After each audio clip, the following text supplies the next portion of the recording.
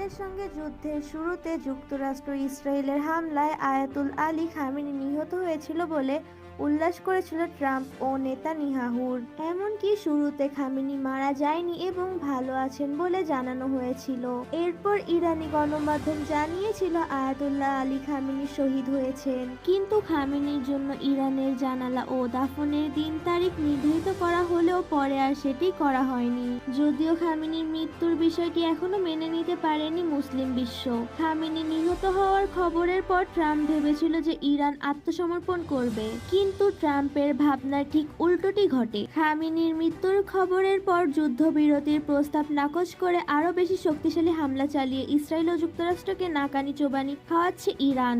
ইতোমধ্যে নতুন খামেনি হিসেবে ক্ষমতায় বসেছেন আলী খামেনির পুত্র মোস্তফা খামেনি, আর তিনি ক্ষমতা গ্রহণের পর থেকেই যেন আরো ভয়ঙ্কর রূপে বাবার হত্যার প্রতিশোধ নিচ্ছেন। তার নির্দেশে আরো বিধ্বংসী রূপে ইসরায়েল ও যুক্তরাষ্ট্রকে একে একে ধ্বংসযজ্ঞ চালিয়ে যাচ্ছে বিপ্লবী গার্ড বাহিনী। যদিও অনেকেরই ধারণা শত্রুদের এমন নাজেহাল মোস্তফা খামেনির নির্দেশে নয়, বরং তার বাবা আলী খামেনির নির্দেশেই হচ্ছে। এমনকি অনেকেরই ধারণা এখনো হয়তোবা বেঁচে আছেন তাদের প্রিয় ধর্মীয় নেতা আয়াতুল্লাহ আলী খামেনি। আর সেই বিষয়টি হঠাৎ আবার নতুন করে উস্কে দিচ্ছে ইরানে প্রকাশিত এমন একটি ভিডিও যার শিরোনাম হলো খামেনিজ ব্যাক, অর্থাৎ খামেনি আবার ফিরে এসেছে। আর সেই ভিডিও নিয়েই হঠাৎ করে তোলপাড় হয় সামাজিক মাধ্যম। তবে কি প্রিয় নেতা আয়াতুল্লাহ আলী খামেনি সব গুঞ্জনকে পেছনে ফেলে বেঁচে আছেন? ভিডিওটি অ্যানিমেটেড হওয়ায় সরাসরি বিষয়টি প্রকাশ না পেলেও সেই ভিডিওতে উঠে এসেছে নানা বিষয়। সেই কার্টুনধর্মী ভিডিওটি শুরুতে দেখা যায় ইরানের সুপ্রিম লিডার আলী খামেনি একটি ছোট্ট শিশুকে জড়িয়ে ধরে আছেন, আর ঠিক সেই সময় ইসরায়েল ও মার্কিন যুদ্ধ বিমানগুলো ইরানের দিকে ধেয়ে আসে।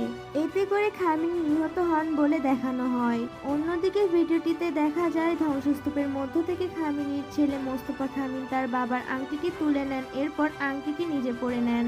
এর মাধ্যমে মোস্তফা খামেনির ক্ষমতা গ্রহণের প্রতীক হিসেবে দেখানো হয়েছে। এর পরের দৃশ্যে দেখা যায় ইরান থেকে অসংখ্য ড্রোন ও ক্ষেপণাস্ত্র উৎক্ষেপণ করা হচ্ছে এবং সেগুলো পাল্টা ট্রাম্পের দিকেই ধেয়ে আসছে। এর সময় ট্রাম্পকে ভয়ে ঘামতে দেখা যায়। এই কার্টুন ভিডিওর মাধ্যমে ইরানি জনগণের মধ্যে লুকিয়ে থাকা আবেগ ও প্রতিশোধের বার্তা পৌঁছে দেওয়া হয়েছে বলে মনে করা হচ্ছে। এদিকে মোস্তফা খামেনি জানিয়েছিলেন যে 10 রমজানে কোরআন পড়া অবস্থায় শহীদ হয়েছেন তার বাবা আলী খামেনি। তবুও তার প্রকাশ্যে জানাজা হওয়ার কথা থাকলেও তা আটকে যাওয়ায় এখনো তিনি বেঁচে আছেন বলেই ধারণা করছেন তার ভক্তরা। খান বিডি নিউজ টিভি।